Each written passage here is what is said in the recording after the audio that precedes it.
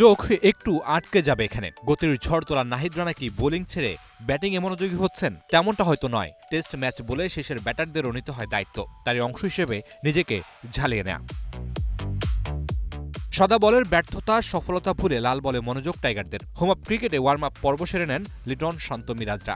এরপর ইনডোরে শুরু মূল অনুশীলন। আলাদা নজর ছিল পিএসএল ফেরত নাহিদ রানার দিকে। পিএসএল চ্যাম্পিয়ন হয়ে দেশে ফিরেই ব্যস্ততা শুরু সাদা পোশাকের। যদিও দিন বল করেননি তিনি, সময় কাটিয়েছেন ব্যাট হাতে। তবে ব্যাট হাতে লম্বা সময় কাটিয়েছেন লিটন, মুশফিক, মুমিনুল, নাজমুল শান্তরা। মেহেদী হাসান, মিরাজ, নাইম হাসান, তাইজুলদের স্পিনে নিজেদের ঝালিয়ে নিয়েছেন ব্যাটাররা। স্কোয়াডের দুই নতুন সদস্য তানজিদ তামিম আর অমিত হাসান অপেক্ষায় অভিষেকের।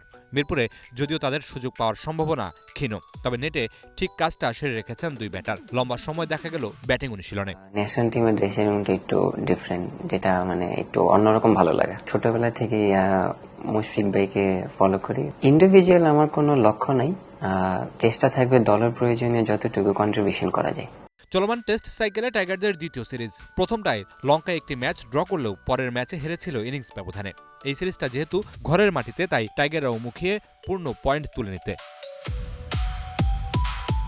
পাকিস্তান যেন একটু বেশি সিরিয়াস। সফরকারীদের জন্য অনুশীলনের সময় বরাদ্দ ছিল বেলা 2টা থেকে। তারা মাঠে চলে আসলো সকাল সকাল। 10টা থেকে অনুশীলন শুরু করেন ক্রিকেটাররা। পিএসএল চ্যাম্পিয়ন হয়ে দলের সঙ্গে যোগ দিয়েছেন বাবর আজমও। একাডেমি মাঠে স্পিন বোলারদের বিরুদ্ধে ব্যাট করেন লম্বা সময় ধরে। বাংলাদেশও পাকিস্তানের টপ অর্ডার বিবেচনায় বাড়তি স্পিনার রেখেছে স্কোয়াডে। Mamunur Rashid, star news, Dhaka.